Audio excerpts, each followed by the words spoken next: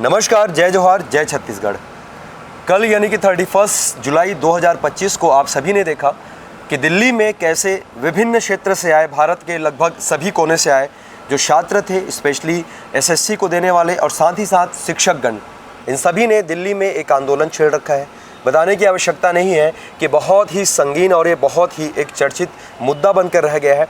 और ये जो मुद्दा जिसकी हम यहाँ पर आप सभी से आज बात करने वाले हैं, बात क्या सर, मैं चाहूँगा कि हम चर्चा करने वाले हैं उसमें आप सभी का, आप जितने भी विद्यार्थीगण यहाँ पर हैं, चाहे आप किसी भी क्षेत्र से हों, किसी भी राज्य के हों, आप सभी के यहाँ पर हमको जो है सहानुभूति और आप सभी का जो साथ यहाँ पर हम अपेक्षित करेंगे। खिलेश सर, आप इस मुद्दे पर थोड़ा सा बच्चों को बताना चाहें कि ऐसा क्या हो रहा था जिसके कारण सोशल मीडिया, ट्विटर और जितने भी तमाम हमने न्यूज़ यहाँ पर देखे पिछले 24 घंटों में, वहाँ पर यही एक मुद्दा छाया हुआ है कि एसएससी के जो अभ्यर्थी हैं, जो विद्यार्थी हैं, जो परीक्षा देने जा रहे हैं, उनके साथ इंसाफ हो, उनके शिक्षकों के साथ इंसाफ हो। खिलेश सर, सबसे पहले तो आप सभी को जय हिंद, वंदे मातरम। और आप सबसे भी रिक्वेस्ट है, फटाफट कमेंट में एक बार जय हिंद लिख दीजिए और जहाँ भी ये बात पहुँचा सकते हैं वहाँ तक शेयर कीजिए। सर, मैं कल का जो आप इवेंट की बात कर रहे हैं उसको मैंने जस्ट देखा तो हम लोग की कुछ इवेंट का याद आ गया कि हमने एडीआई पर एक बात किया था कि कटअप आपको बताना चाहिए। बहुत सारे मुद्दे थे, फिर से क्लियर करना चाहते कि सीजीपीएससी जब भी प्रीलिम्स का एग्जाम होता है तो वो कटअप बताते हैं। यही डिमांड तो हम कर रहे थे कि एडीआई का जब फर्स्ट स्टेज का जब एग्जाम हुआ है तो आपका कटअप बता दीजिए। और कोई डिमांड नहीं था। तो बहुत सारे जो लोग थे जो सोशल मीडिया में रहते, जो जानते नहीं है, कभी एग्जाम दिए नहीं है, वो तुरंत आके कमेंट करना चालू कर दिए। खैर, हमको जवाब देने की जरूरत नहीं हुआ। चीजें आते रहती हैं तो उसको तो खैर हम उसको ज्यादा एंटरटेन नहीं करेंगे, लेकिन मुद्दा जो था हमने विद्यार्थियों के लिए उठाया था ताकि इन फ्यूचर भविष्य में ऐसी स्थितियां निर्मित ना हो कि वो बच्चे हमारे आंदोलन के लिए या शिक्षक आंदोलन के लिए सड़कों पर उतर आए। और सर, ऐसा नहीं कि छत्तीसगढ़ में नहीं हुआ है, छत्तीसगढ़ में भी आप देखेंगे एसआई भर्ती को लेकर अगर आप बात करिए, आप जब भी जो बीएड डीएड जो प्रशिक्षित है आप उनकी बात कर लीजिए। अभी पिछले कुछ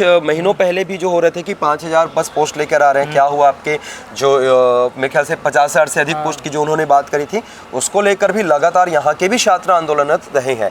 लेकिन कल जो चीज़ें दिल्ली में हुई सर, वो बहुत ही ज़्यादा डराने वाली थी, बहुत ही ज़्यादा एक प्रकार से कह सकते हैं कि तानाशाही की तरह थी। जैसे कि आपने इतिहास में भी देखा होगा, जैसे आप कहते हैं कि लाइक जो धनानंद थे, जब उन्होंने चाणक्य को इस प्रकार से जो है वो अपमानित किया, एक शिक्षक पर सर इस प्रकार के हमले होना, उनको नज़रबंद किया जाना, महिलाओं को इस प्रकार से किया जाना, सर क्या लगता है, मतलब क्या चल रहा है, किस हद तक इसको हम जस्टिफाई कर सकते हैं? मैं तो सर सबसे पहले ये बात बताना चाहता हूँ कि डायरेक्टली इनडायरेक्टली जितने भी स्टूडेंट का सिलेक्शन होता है, चाहे किसी भी एजुकेटर से पढ़े, हमारे से पढ़े, किसी भी और बड़े बड़े जहाँ से भी पढ़े, पॉइंट यही है कि अब उनके बीच में क्या मैसेज जा रहा होगा।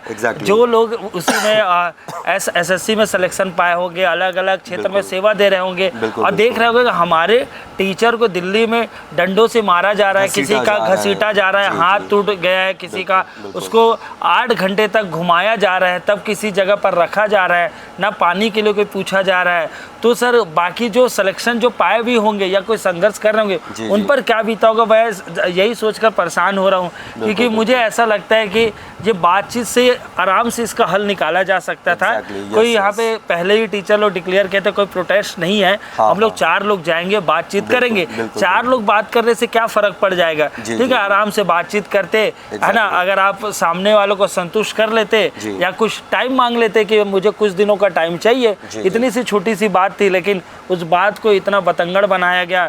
फिर टीचर, अब भाई टीचर को अगर आप अपमान करेंगे तो उसको जो फॉलोअर है या उसके जो चाहने वाले स्टूडेंट है, सब लोग जंतर मंतर में बैठ गए, वहां से भी आप उसे फिर भगा रहे हैं। तो यह जंतर मंतर का बात आना ही नहीं था, और तो मामला ऑफिस का ही था। मुझे ऐसा लगता है यहाँ पर फॉलोअर से ज्यादा सर सबसे बड़ा जो मेरे दिमाग में आ रहा है, हो सकता है मैं गलत हूँ, कि शिक्षक जो होता है सर, वो कहते हैं कि राष्ट्र निर्माण करता है वो, यानी कि जो प्रलय और निर्माण जो है उनकी गोद में पलते हैं।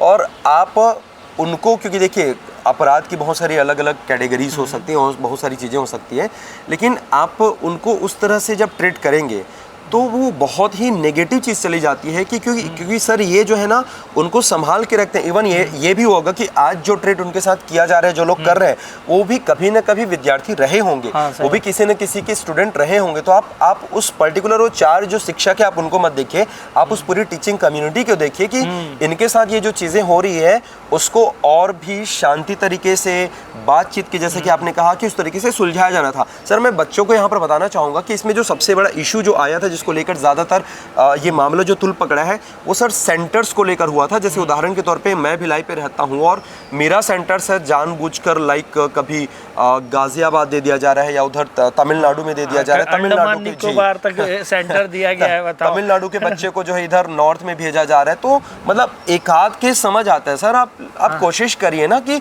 सेम स्टेट में दे दीजिए, 100, 50, 150 किलोमीटर तक इस ओके, लेकिन आप 400, 500 किलोमीटर आप सेंटर देते हो सर। सिर्फ बात आने जाने की नहीं है, बच्चा ट्रेन से चला भी जाएगा, वो जाता है, वो रुकता है, वो ठहरता है, 4 से 5 हज़ार तक के उसके खर्चे होते हैं। तो ये आप हर एग्जाम में, क्योंकि बच्चा सर जिंदगी में एक ही एग्जाम नहीं देता, अगर वो ऐसे 8 पेपर भी देता है तो आप समझना, अगर हर पेपर में 4,000 अगर वो खर्च करता है, 70-80 हज़ार सर उसका ऐसे हो जाएगा। और हर किसी की आर्थिक स्थिति इतनी अच्छी नहीं है कि वो कर सके। तो मुद्दा यही था। उसके अलावा सर और भी बहुत सारी चीज़ें थी, नॉर्मलाइजेशन को लेकर था, है ना।